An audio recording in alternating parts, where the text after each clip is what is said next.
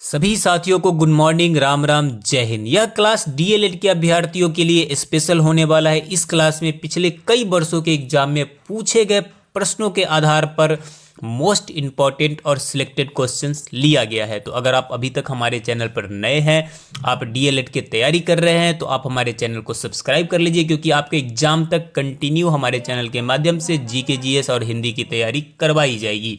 तो चलिए आज का क्लास स्टार्ट करते हैं। पहला प्रश्न है कि सिंधु घाटी स्थल कालीबंगन किस प्रदेश में स्थित है?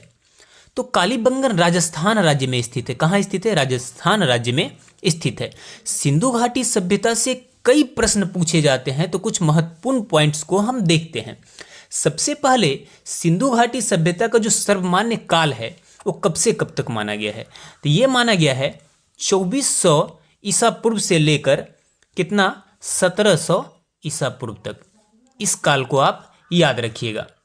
नेक्स्ट जो है, सिंधु घाटी सभ्यता की खोज 1921 ईस्वी में दयाराम सहनी ने की थी। किसने की थी? दयाराम सहनी ने। साथ में सिंधु घाटी सभ्यता के जो सबसे बड़ा स्थल माना जाता है वो किसे माना जाता है? हड़प्पा को माना जाता है। किसे माना जाता है? हड़प्पा को माना जाता है। नेक्स्ट है, याद रखिएगा कि सिंधु घाटी सभ्यता का जो बंदरगाह वाला नगर है वो दो है, एक लोथल और दूसरा है सुतकोटदा। कौन सा है? सुतकोटदा। तो ये दोनों प्रश्न बार बार पूछे जाते हैं। इसके अलावा जो सिंधु घाटी सभ्यता का हड़प्पा स्थल है वो रावी नदी के तट पर स्थित है। कहाँ स्थित है? रावी नदी के तट पर स्थित है। ये पाकिस्तान के पंजाब प्रांत में स्थित है। इसकी खोज दयाराम सहनी ने 1921 ईस्वी में की थी। और नेक्स्ट है आपका मोहनजोदड़ो। मोहनजोदड़ो किस नदी के तट पर स्थित है? ये सिंधु नदी के तट पर क्या है? स्थित है। ये सिंधु नदी के तट पर स्थित है। ये भी सिंध प्रांत, पाकिस्तान के सिंध प्रांत में क्या है? स्थित है। ये लरकाना जिला में स्थित है। तो ये सारे पॉइंट महत्वपूर्ण है सिंधु घाटी सभ्यता से रिलेटेड, इसे आप जरूर ध्यान में रखिएगा। अगला प्रश्न है कि सैंधव सभ्यता की ईंटों का अलंकरण किस स्थान से मिला है? तो ईंटों का अलंकरण जो सिंधु घाटी सभ्यता में है वो कालीबंगा से मिला है। कहाँ से मिला है? कालीबंगा से। कालीबंगा आपको बता दे कि घग्गर नदी के तट पर, ये कहाँ है? घग्गर नदी के तट पर, राजस्थान के। ये भी किस राज्य में है? राजस्थान में है। तो ये राजस्थान के हनुमानगढ़ जिला में स्थित है। कहाँ स्थित है? हनुमानगढ़ जिला में क्या है? स्थित है। चलिए आज का अगला प्रश्न देखते हैं कि किस हड़प्पाकालीन स्थल से पुजारी की प्रस्तर मूर्ति प्राप्त हुई है? तो पुजारी की प्रस्तर मूर्ति प्राप्त हुई है कहाँ से? हड़प्पा से ही प्राप्त हुई है। नेक्स्ट क्वेश्चन देखते हैं, सिंधु घाटी सभ्यता में घोड़े के अवशेष कहाँ से मिले हैं? तो घोड़े के अवशेष जो मिले हैं वो मिले हैं सुरकोटदा से। कहाँ से मिले हैं? सुरकोटदा से। आपको बता दें कि यहाँ पर घोड़े के अवशेष जो सुरकोटदा से मिले हैं, और कई चीजें अलग अलग क्षेत्रों से मिला है, जैसे जोता हुआ खेत मिला है कालीबंगन से। लोथल को आपको बंदरगाह वाला नगर कहा जाता है। तो यहाँ पे जैसे सुरकोटदा की बात करें तो ये दास्क नदी के तट पर स्थित है। किस नदी के तट पर स्थित? दास्क नदी के तट पर स्थित है। ये पाकिस्तान के मकरान में, मकरान क्षेत्र में क्या है? ये पाकिस्तान के मकरान क्षेत्र में क्या है? स्थित है। अगला प्रश्न देखते हैं। अगला क्वेश्चन है कि हड़प्पा सभ्यता के अंतर्गत हाल से जोते गए खेत का साक्ष्य कहाँ से मिला है? तो हल से जोते गए खेत का साक्ष्य मिला है कहाँ से? तो ये मिला है कालीबंगन से। कहाँ से मिला है? कालीबंगन से। नेक्स्ट अगला क्वेश्चन है कि किस हड़प्पाकालीन स्थल से नृत्य मुद्रा वाली स्त्री की कांस्य मूर्ति प्राप्त हुई है? तो ये मोहनजोदड़ो से प्राप्त हुई है। मैंने पहले बताया कि मोहनजोदड़ो हड़प्पा सभ्यता का सबसे बड़ा स्थल है। सिंधु घाटी सभ्यता का मोहनजोदड़ो क्या है? सबसे बड़ा स्थल है। नेक्स्ट अगला प्रश्न है कि मौर्य साम्राज्य की राजधानी कहाँ थी? तो मौर्य साम्राज्य की राजधानी पाटलिपुत्र थी। बिहार के लोगों, बिहार के स्टूडेंट को मौर्य साम्राज्य पढ़ना अति आवश्यक है, क्योंकि मौर्य साम्राज्य भारत का पहला ऐसा साम्राज्य था जिसने अखंड भारत की संकल्पना की थी। तो इससे रिलेटेड कुछ महत्वपूर्ण प्रश्न देखते हैं हम। जैसे मौर्य जो साम्राज्य था उसके संस्थापक कौन थे? तो वो थे चंद्रगुप्त मौर्य। कौन थे? चंद्रगुप्त मौर्य। चाणक्य की सहायता से इन्होंने मौर्य वंश की स्थापना की थी। नंद वंश के अंतिम शासक घनानंद को हराने के बाद, किसे? घनानंद को हराने के बाद चंद्रगुप्त मौर्य ने मौर्य वंश के गद्दी पर बैठा था।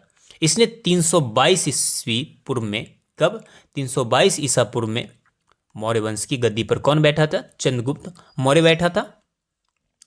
साथ में बात करें कि चंद्रगुप्त मौर्य जो था वो जैन धर्म का अनुयायी था। किस धर्म का? जैन धर्म का अनुयायी हो गया था। और इसने अपनी अंतिम सांस कर्नाटक के श्रवणबेलगोला में ली थी। इसके बाद क्या आता है चंद्रगुप्त मौर्य से रिलेटेड कुछ और बातें, जैसे 305 ईसा पूर्व में सेल्यूकस निकेटर को हराया, और उसने क्या किया? हारने के बाद सेल्यूकस निकेटर ने अपनी बेटी कार्नेलिया की शादी किससे कर दी? चंद्रगुप्त मौर्य से कर दी थी। इसके अलावा चंद्रगुप्त मौर्य ने जो जैन धर्म की शिक्षा ली थी वो किससे ली थी? वो भद्रबाहु से ली थी। किससे ली थी? भद्रबाहु से। और इसी के टाइम में जो इंडिका पुस्तक था, आपको पता होगा, इंडिका कई बार एग्जाम में पूछा जाता है कि इंडिका पुस्तक के लेखक कौन है। तो इंडिका पुस्तक के लेखक कौन है? वो है मेगास्थनीज। कौन है? मेगास्थनीज। नेक्स्ट है, हम बात करते हैं अशोक। इस काल में अशोक सबसे महान राजा हुआ है। तो अशोक, सबसे पहले हम इसका आंसर देख लेते हैं, क्या हो जाएगा? पाटलिपुत्र। अगला प्रश्न, नेक्स्ट क्वेश्चन है, किसके ग्रंथ में चंद्रगुप्त मौर्य का विशिष्ट रूप से वर्णन हुआ है? तो ये वर्णन हुआ है विशाखा दत्त के बुक में। किसके बुक में? विशाखा दत्त के बुक में। हम यहाँ पे बात करते हैं थोड़ा सा अशोक की। तो अशोक का जो जन्म हुआ था, अशोक सबसे पहले काफी महान राजा हुआ। अशोक जो राजगद्दी पर बैठा था वो कब बैठा था? 269 ईसा पूर्व में बैठा था। कब बैठा था? 269 ईसा पूर्व में। अशोक की जो माता थी उसका नाम क्या था? सुभ्रांगी। कौन था? सुभ्रदांगी। नेक्स्ट है, अशोक जब राजगद्दी पे बैठा था उस टाइम कहाँ का राज्यपाल था? तो वो अवंती का राज्यपाल था। याद रखिए, कहाँ का था? अवंती का राज्यपाल था, जिसके बाद वह क्या बना? एक सम्राट बना था। आगे है कि अशोक का नाम जो अशोक है, यह कैसे पता चलता है कि अशोक का नाम अशोक है? तो यह पता चलता है मास्की, अशोक के मास्की लेखों से, अभिलेख से। कई बार एग्जाम में पूछा गया कि किस अभिलेख में पता चलता है कि अशोक का नाम अशोक है? तो वो पता चलता है आपको मास्की अभिलेख से। याद रखिएगा, मास्की। अगला प्रश्न देख लीजिए, चंद्रगुप्त मौर्य ने अपने अंतिम दिन कहां गुजारे थे? तो पहले ही मैं इसका जिक्र कर लिया हूं कि कहां गुजारा था? श्रवणबेल गोला में। कहां पे? श्रवणबेल गोला में उसने अंतिम सांस ली थी। अगला है, चाणक्य किसके प्रमुख सलाहकार थे? तो ये चंद्रगुप्त मौर्य के थे। जो हमने बताया उससे पता चल गया होगा आपका। अगला प्रश्न है, निम्नलिखित में से किस मौर्य राजा ने दक्कन पर विजय प्राप्त की थी? तो दक्कन पर विजय प्राप्त करने वाला राजा था कौन? चंद्रगुप्त मौर्य। नेक्स्ट, अशोक की प्रशासनिक नीति में भारी परिवर्तन किस घटना से आया? तो ये आया, आपको बता दे, कि कलिंग युद्ध के बाद। कलिंग युद्ध के बाद अशोक के जो व्यक्तित्व में, उसके मन में, उसकी सोच में सब कुछ क्या हो गया था? बदल गया था। अशोक के जो शिलालेख है उससे कई बातें पता चलता है। आपको बता दें कि सबसे पहले जो ये कलिंग युद्ध है, अशोक के 13वें शिलालेख में ये पता चलेगा। जब आप 13वें शिलालेख देखेंगे तो इसमें कलिंग युद्ध का वर्णन हुआ है, जिसमें पता चलता है कि अशोक के हृदय परिवर्तन की बात कही गई इस शिलालेख में। और आपको बता दे कि इसके बाद अशोक के मन में बिल्कुल परिवर्तन आ गया। युद्ध करना अशोक छोड़ दिया। जनता के प्रति पिता पुत्र के भांति व्यवहार करना वो उसने क्या कर दिया था? शुरू कर दिया था। साथ में अशोक के जो पहले शिलालेख है जिसमें पशु बलि की निंदा की गई है।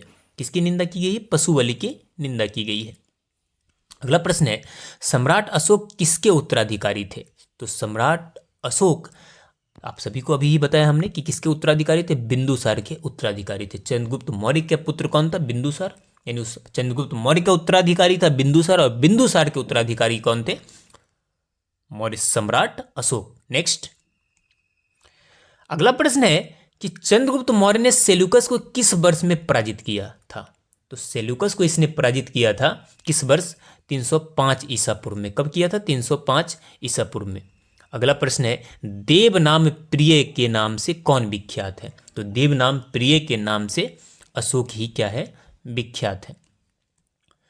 अगला प्रश्न है कि किस भारतीय राज्य की सीमा सर्वाधिक राज्यों की सीमा से स्पर्श करती है? तो ये है उत्तर प्रदेश की सीमा सबसे अधिक राज्यों की सीमा से क्या करती है? लगती है। नेक्स्ट है भारत में निम्नलिखित में से किस राज्य की तटरेखा सबसे लंबी है? तो सबसे लंबी तटरेखा जो है गुजरात की तटरेखा है। किसकी तटरेखा है? गुजरात की तटरेखा। आप मैप पे देखेंगे सबसे लंबी तटरेखा किसकी है? गुजरात की। नेक्स्ट है निम्नलिखित भारतीयों में से किससे होकर कर्क रेखा गुजरती है? तो भारत के 8 राज्यों से होकर कर्क रेखा क्या होती है? गुजरती है। जिसमें यहां पर कौन कौन राज्य है? तो यहां पे नहीं गुजरती है की बातें कही गई है। तो यहां पे उत्तर प्रदेश से नहीं, बाकी झारखंड, मध्य प्रदेश, गुजरात, इन सभी से होकर कर्क रेखा क्या होती है? गुजरती है। अगला प्रश्न है कौन सी अक्षांश रेखा भारत के मध्य से होकर गुजरती है? तो ये कर्क रेखा हो गया। नेक्स्ट क्वेश्चन देखते हैं, कर्क रेखा भारत के कितने राज्यों से होकर गुजरती है? तो अभी हमने जिक्र किया इसका 8 राज्यों से होकर कर्क रेखा क्या होती है? गुजरती है। अगला प्रश्न है कि निम्नलिखित में से कौन सा द्वीप भारत और श्रीलंका के मध्य स्थित है? तो भारत और श्रीलंका के मध्य रामेश्वरम द्वीप स्थित है। कौन सा द्वीप स्थित है? रामेश्वरम द्वीप स्थित है। नेक्स्ट है कि मूंगे की चट्टानों के संरक्षण के लिए भारत सरकार ने निम्नलिखित में से किसे समुद्री पार्क घोषित किया है? तो समुद्री पार्क घोषित किया है कच्छ की खाड़ी को। किसे किया है? कच्छ की खाड़ी को। अगला प्रश्न है भारत में जंगली गधे खोर निम्नलिखित में से कहां पाए जाते हैं? तो ये पाए जाते हैं कच्छ के रण में। कहां पाए जाते हैं? कच्छ के रण में। अगला क्वेश्चन है कि निम्नलिखित में से कौन सा छत्तीसगढ़ के बस्तर क्षेत्र से स्थित है? तो बस्तर क्षेत्र में जो स्थित है वो है आपका इंद्रावती राष्ट्रीय उद्यान। इंद्रावती राष्ट्रीय उद्यान। आपको बता दें कि आपके एग्जाम तक कंटिन्यू हमारे चैनल के माध्यम से जीके जीएस और प्लस हिंदी की तैयारी करवाई जाएगी। तो अगर आप हमारे चैनल पर नए हैं तो हमारे चैनल को सब्सक्राइब कर लीजिए, क्योंकि काफ़ी मेहनत से आपके लिए क्लास लेकर हम आ रहे हैं। चलिए अगला प्रश्न देखते हैं, पंचमढ़ी जीव संरक्षण क्षेत्र कहाँ स्थित है? तो ये स्थित है मध्य प्रदेश में। पंचमढ़ी कहाँ स्थित है? मध्य प्रदेश में स्थित है। दुधवा नेशनल पार्क कौन नहीं जानता? यह उत्तर प्रदेश में स्थित है। कहां पर स्थित है? उत्तर प्रदेश में स्थित है। नेक्स्ट क्वेश्चन है कि संविधान सभा की संघीय शक्ति समिति के अध्यक्ष कौन थे? तो इसके अध्यक्ष थे कौन? पंडित जवाहरलाल नेहरू। कौन थे? पंडित जवाहरलाल नेहरू। अगला क्वेश्चन देखते हैं। अगला प्रश्न है निम्नलिखित में से भारतीय संविधान की प्रारूप समिति के सदस्य कौन इसमें से नहीं था? तो वो नहीं थे डॉक्टर राजेंद्र प्रसाद नहीं थे। बाकी गोपालाचारी अयंगर, अलादी कृष्ण स्वामी और बी आर अम्बेडकर, ये तीनों क्या थे? इसके सदस्य थे। अगला प्रश्न है कि निम्नलिखित में से कौन प्रारूप मसविदा समिति के सदस्य नहीं था? तो ये प्रश्न हो गया है। नेक्स्ट 30 नंबर क्वेश्चन देख लीजिए कि संविधान की प्रारूप समिति के समक्ष प्रस्तावना का प्रस्ताव किसने रखा था? तो प्रस्तावना का प्रस्ताव रखने वाला कौन थे? ये थे जवाहरलाल नेहरू। कौन थे? जवाहरलाल नेहरू। नेक्स्ट है कि संविधान सभा के संवैधानिक सलाहकार कौन थे? तो संवैधानिक सलाहकार थे कौन? वीएन राव, वेनेगल नरसिंह राव। अगला प्रश्न है कि संविधान सभा के चुने हुए अस्थाई अध्यक्ष कौन थे? तो अस्थाई अध्यक्ष थे डॉक्टर राजेंद्र प्रसाद। कौन थे? ये थे डॉक्टर राजेंद्र प्रसाद। अगला प्रश्न की बातें करते हैं, वो देख लीजिए। मनुष्य लोहा किससे प्राप्त करता है? मनुष्य लोहा किससे प्राप्त करता है? तो मनुष्य में जो लोहा की प्राप्ति होती है वो किससे होती है? वो पालक से होती है। पालक में अधिक मात्रा में लोहा क्या होता है? पाया जाता है। इसलिए आपको क्या करना चाहिए? लोहे मतलब पालक का सेवन करना चाहिए। हरी साग सब्जी आपको क्या करना चाहिए? खाना चाहिए। तो ऑप्शन नंबर क्या हो जाएगा?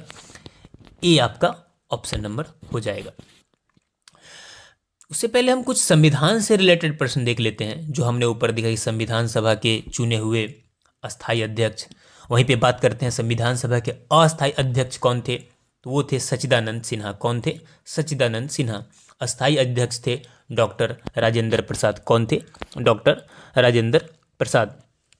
आपको बता दें कि 9 दिसंबर 1946 को संविधान सभा की प्रथम बैठक हुई थी और इसी में क्या हुआ था कि सभा के सबसे बुजुर्ग सदस्य डॉक्टर सच्चिदानंद सिन्हा को सभा का अस्थायी अध्यक्ष चुना गया था इसी दिन। इसके अलावा हम बात करते हैं कि मौलिक अधिकार। मौलिक अधिकार संयुक्त राज्य अमेरिका के संविधान से लिया गया था। वहीं पे बात करें कि शासन प्रणाली जो संसाधनात्मक, सबसे पहले हम बात करते हैं कि जो मौलिक अधिकार है वो कहां से लिया गया था। तो ये अमेरिका के संविधान से लिया गया था। कहां से? यूएसए के संविधान से। साथ में जो एकल नागरिकता है, एकल नागरिकता, ये कहां से लिया गया था? यूके से, यानी ब्रिटेन से लिया गया था। ये सब प्रश्न पूछे जाते हैं। आयरलैंड से क्या लिया गया था? तो ये नीति निर्देशक तत्व लिया गया था। क्या लिया गया था? नीति निर्देशक तत्व लिया गया था। कहां से? आयरलैंड के संविधान से। वहीं पे प्रस्तावना जो है हमारा, या समवर्ती सूची, या ऑस्ट्रेलिया के संविधान से लिया गया था। आप आपातकाल की बात करें तो आपातकाल लिया गया था जर्मनी के संविधान से। हमारे संविधान का अलग अलग देशों से कई सारे स्रोत हैं। साथ में हम बात करें कि कनाडा के संविधान से संघात्मक व्यवस्था लिया गया था। वहीं पे हम बात करते हैं अगर कि रूस के संविधान से मौलिक कर्तव्य लिया गया था। क्या लिया गया था? मौलिक कर्तव्य लिया गया था। वहीं पे दक्षिण अफ्रीका के संविधान से संविधान संशोधन लिया गया था। ये सारी चीजें अलग अलग देशों से ली गई स्रोत है। अगला प्रश्न है, किसमें भरपूर लौह तत्व पाया जाता है? तो लौह तत्व जो भरपूर पाया जाता है वो है हरी सब्जियां। इसीलिए कहा जाता है कि हरी साग सब्जियां क्या करना चाहिए? खाना चाहिए। अगला प्रश्न देखते हैं। अगला प्रश्न है कि केंद्रीय खाद्य प्रौद्योगिकी अनुसंधान संस्थान कहाँ स्थित है? तो यह स्थित है मैसूर में। कहाँ स्थित है? मैसूर में। अगला प्रश्न देख लीजिए। नेक्स्ट है, टाइफाइड से शरीर का कौन सा अंग प्रभावित होता है? तो टाइफाइड से आंत प्रभावित होता है। क्या प्रभावित होता है? आंत प्रभावित होता है। अगला प्रश्न है कि आंख की दूरदृष्टि की बीमारी किसके कारण होता है? तो यह होता है नेत्रगोलक के छोटा होने के कारण। किसके कारण? नेत्रगोलक के छोटा होने के कारण। अगला है, हैजा का क्या कारण होता है? तो हैजा का कारण होता है जीवाणु। क्या कारण होता है? जीवाणु के कारण क्या होता है? हैजा होता है। अगला प्रश्न है कि खसरा रोग का कारण क्या है? तो खसरा रोग का कारण है आपका क्या? यहाँ पर विषाणु। क्या कारण है? विषाणु है। अगला प्रश्न देख लीजिए कि कैंसर के उपचार में निम्नलिखित में से किसका प्रयोग किया जाता है? तो कैंसर के उपचार में कीमोथेरेपी किया जाता है। क्या किया जाता है? कीमोथेरेपी। अगला प्रश्न है, गौतम बुद्ध को ज्ञान की प्राप्ति कहाँ हुई थी? तो गौतम बुद्ध को ज्ञान की प्राप्ति हुई थी कहाँ पर? बोध गया में। कहाँ पर हुई थी? बोध गया में। अगला प्रश्न देख लीजिए, स्वामी विवेकानंद का वास्तविक नाम क्या था? स्वामी विवेकानंद का वास्तविक नाम था नरेंद्रनाथ दत्त। क्या था? Narendranath Datta. Option number B क्या हो जाएगा आपका? राइट हो जाएगा। अगला प्रश्न है, संत कबीर का जन्म कहाँ हुआ था? संत कबीर का जन्म वाराणसी में हुआ था। कहाँ हुआ था? वाराणसी। इनके जो बुक है वो कौन सा है? बीजक। याद रखिएगा कौन सा है? बीजक। काफी फेमस है। नेक्स्ट है, महात्मा बुद्ध का महापरिनिर्वाण कहाँ हुआ था? तो महात्मा बुद्ध को महापरिनिर्वाण हुआ था कहाँ पर? कुशीनगर में। कहाँ हुआ था? कुशीनगर में। अगला प्रश्न है, निम्नलिखित में से किसने 1946 के कैबिनेट मिशन का नेतृत्व किया था? तो कैबिनेट मिशन का नेतृत्व किया था कौन? Sir Pethick Lawrence. किसने किया था? सर पैंथिक लॉरेंस ने। अगला प्रश्न है, इन व्यक्तियों में से कौन कैबिनेट मिशन का सदस्य नहीं था? तो इसमें जो कैबिनेट मिशन का सदस्य नहीं था वो है विलियम वुड। कौन है? William would. बाकी स्टैफोर्ड क्रिप्स, एबी अलेक्जेंडर और पैथिक लॉरेंस इसके सदस्य थे। अगला प्रश्न है कि 15 अगस्त 1947 को निम्नलिखित में से कौन भारतीय राष्ट्रीय कांग्रेस का अध्यक्ष था?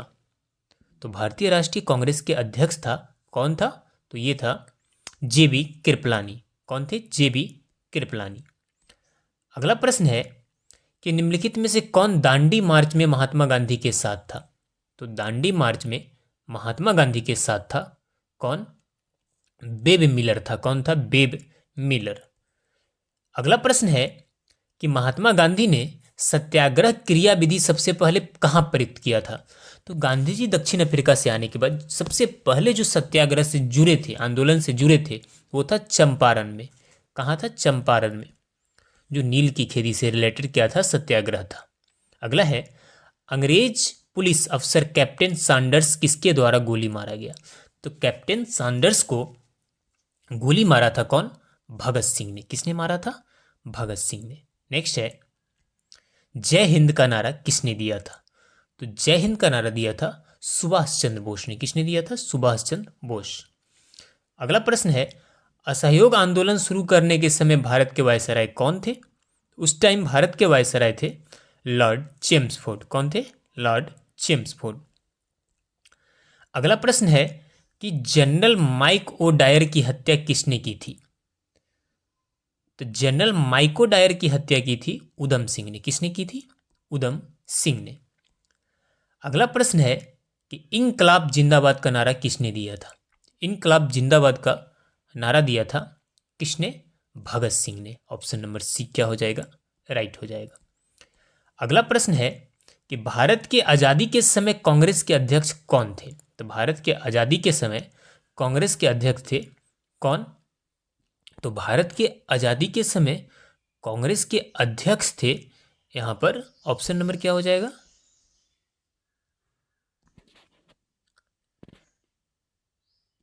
भारत के आज़ादी के समय कांग्रेस के अध्यक्ष थे जेबी कृपलानी। कौन थे? जेबी कृपलानी। अगला प्रश्न है, तक्षशिला विश्वविद्यालय कहाँ स्थित है? तक्षशिला विश्वविद्यालय पाकिस्तान में स्थित है। कहाँ स्थित है? पाकिस्तान में। नेक्स्ट, कनिष्क की राजधानी कहाँ थी? तो कनिष्क की राजधानी थी पुरुषपुर। कहाँ थी? ऑप्शन नंबर सी राइट हो जाएगा, पुरुषपुर। अगला प्रश्न है कि विक्रम संवत कब प्रारंभ हुआ था? तो विक्रम संवत प्रारंभ हुआ था 58 ईसा पूर्व में। कब हुआ था? 58 ईसा पूर्व में। अगला प्रश्न है, तक्षशिला के प्रसिद्ध स्थल होने का क्या कारण था?